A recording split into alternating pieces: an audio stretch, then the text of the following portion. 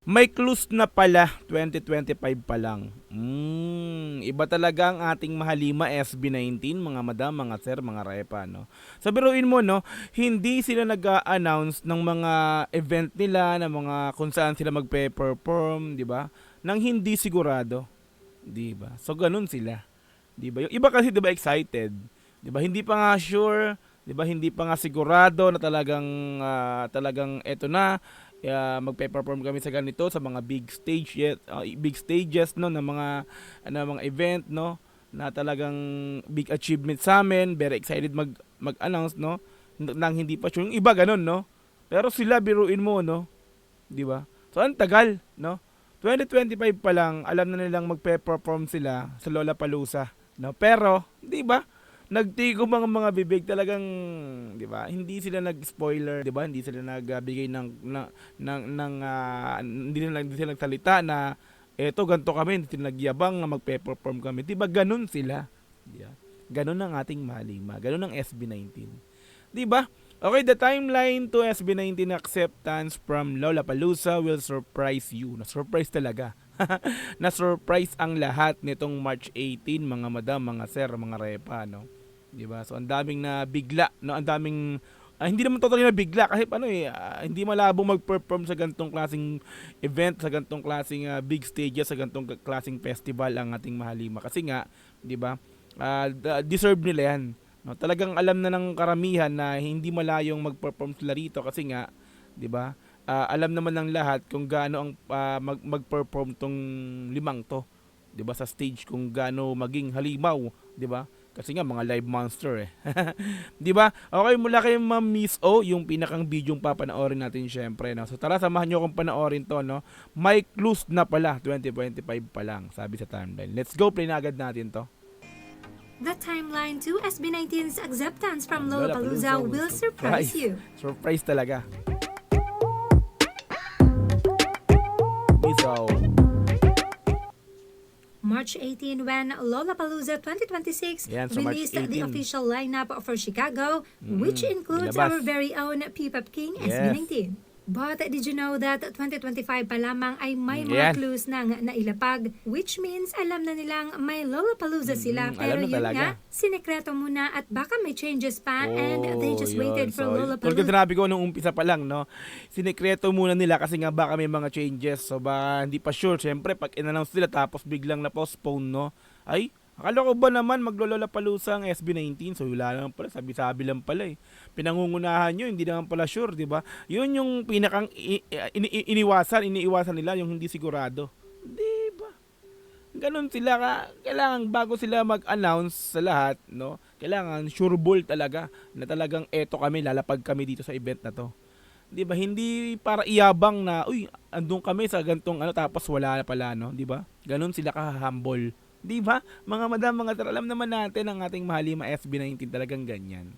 'Di ba? Kaya saludo sa mga to talagang, 'di ba? Ano yung parang pwede mong iyabang, no? Pwede mong iyabang na ganun, pero sila, no, hindi sila nagyayabang.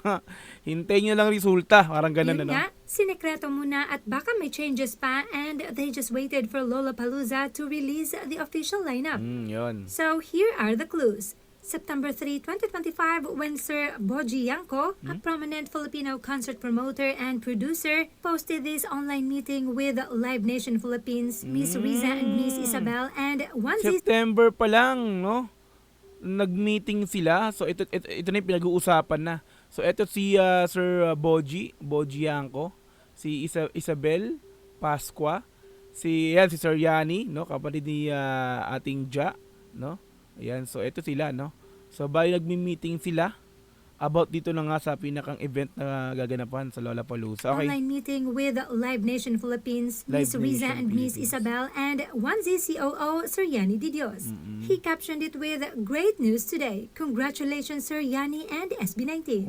Ito na. And then on September September 17, 2025, a fan posted her musing and said, "You know what? I have this feeling that SB19 might just end up performing at Lollapalooza someday. This is purely based on my observations and some research I've have done. Lately, I've noticed that in many of SB19's recent international concert posters, especially the digital ones, there's been consistent partnership with Live Nation Philippines. Okay. And then this post reached Miss Riza, the managing director of Live Nation Philippines. She Manager then director, si Ma'am Riza Pascua. Okay, okay. commented, "Happy and proud to see other Pinoy acts conquering international stages. Let's be happy for them. Sometimes a little magic goes a long way. Let's trust the fairy godmother. The boys are in for something big. Ooh, Some fairy stages godmother. are larger than life, and soon the world will see." Suryani then replied to Miss Riza and said, Ah, "And soon..." so nag-comment si Ma'am Riza Pascua sa 18 na post to, no? Tapos reply ni Sir ni Sir Yani, no? Okay, sir, let's go. "And the world will see. Love, love, Miss RP." Sir Boji also commented, "Sir Nag-comment din Yani, Sir sana Boji. all my fairy godmother." And also, Okay. Miss Irma posted on her IG story after the Lollapalooza lineup release. She said, "I just suddenly remembered that when the talks started for Lola last year, I manifested this win by putting this event in the SB19 calendar, even if it wasn't confirmed yet." And then, tagging Miss Leia and Sir Yani, "I don't know if maaalala nyo yon. It was the very first entry in the 2026 calendar at that time. But it's finally here. Nakaka-proud. Yes. Congratulations, SB and 1Z." Congratulations Now, talaga, since 1Z the and clues SB. started in September, that means the Lollapalooza process started way before this. Matagal-tagal din pala. So pinaprocess na pala 'yon, ano? Last year pa, 2025. September doon na napaprocess. September, October, November, December, March. So 5-6 months bago na ano, no? Na-finalize, no? Na magpe-perform yung ating Mahalima SB19 sa Lollapalooza. Okay, The okay, okay. Lollapalooza process started way before this. Matagal-tagal din pala nila itong sinekreto. But of course, it is Grabe, best to tinago wait ng for matagal the na right panahon. time. Ang saya lang na aside from 18, SB19 have these people who really believe in them, share their vision, and are now helping them achieve this. Yes. SB19 is really blessed to have good people around them. All right, 'yon. So mga madam, mga sir, no? 'Di ba? Ganun sila, no? No, kumbaga, ang talagang ano nila parang ang ano nila is purpose nila dito is hindi tayo para biglain, hindi totally parang i-surprise, no. So ang ano nila dito is para i-sure, no. I-sure muna namin talagang ito na, no, na walang maging aberya, no. Talagang totally ito na mailabas na ng Lollapalooza yung pinaka lineup ng mga artist na magpe-perform, no. So sa pagkakaalam ko dito, sila yung magpe-perform sa first day. Andun sila sa July 30, no. Ayan, so sila yung magpe-perform sa unang araw. Sa loob ng apat na araw, sila yung unang-una, no. So July 30, which is Thursday, kung di nagkakamali. Ayun, so di ba?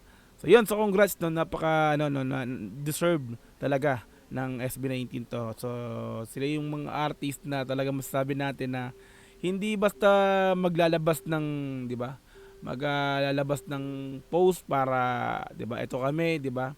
Ito kami, mag-perform kami sa ganito nang hindi sigurado, no? Nang hindi talaga totally na pa-finalize yung pinaka-result, no? Although talagang alam nilang big stage to. Pero alam ko si Ken may sinabi na rin dito about sa ganito, no? Parang sinabi niya na pag ako nakapag-perform sa big stage mga ganito, no? Talagang wawa sa akin ko. Hindi ko lang matandaan kung saan niya sinabi yun, pero ano ko yun, no? Parang podcast yata yun na sinabi niya na pa nag-perform sila sa mga gantong mga big stage is talagang, di ba? Syempre naman, ikaw ba naman, no, talagang yung mga nandung manunood, sobrang dami niyan. No, tulad yung mga sinasabi ko pa dati sa mga ibang pine-performan nila na event, no, na hindi lang puro 18 yung nandun. So ang daming mga ibang tao ro na sumusuporta sa kanilang mga artist, no, sa mga iniidolo nila. So doon talagang matik kasi may mahahatak na naman sila, no, pag nakita ang performance ng ating Mahalima SB19. Kaya yun, no. Kaya dun sa mga nandun, matik, imposibleng hindi kayo ma-amaze talaga sa performance ng mga to pag napanood nyo talaga ng live. Di ba? Kasi nga mga live monster talaga to. Yun, no? So, totally talaga masabi ko dyan, SB19, congratulations. Yan, so good luck sa inyo sa performance nyo dyan sa Lollapalooza. Alam ko namang talagang gagalingan nyo ng gusto dyan kasi alam naman natin na ang SB19 talagang is halimaw yan. Okay, yan. So mga madam, mga sir, salamat ulit sa panibagong video na to, sa panonood, sa panibagong video na upload natin. No? So yun, so thank you so much again, Ma'am Miss O. Like natin yung pinakang video. Si Ma'am Miss O, napakagaling mag-research, no? So, talagang updated siya about sa mga update na mga bagong update sa ating Mahalima SB90. Kaya, props sa'yo, Madam Miss O, ang galing mo rin talaga. Dahil din sa'yo, syempre, naalalaman ng iba na ganito pala, may mga gantong, di ba, ganap, may mga gantong pangyayari about SB19 na. Okay, so kita-kits tayo sa mga sunod na upload. Once again, this is Dog TV. Thank you so much. Bye-bye. God bless all. Peace. I'm out. Yeah.